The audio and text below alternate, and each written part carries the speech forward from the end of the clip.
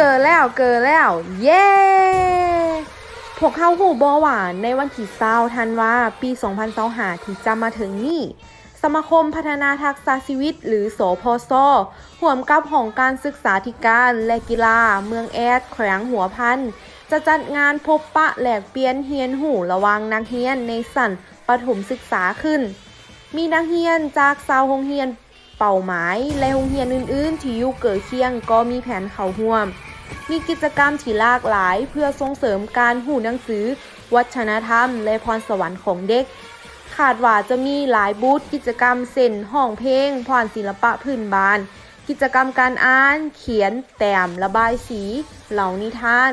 และบูธพิเศษเกี่ยวกับสุขอนามัยและสิ่งแวดล้อมอีกด้วย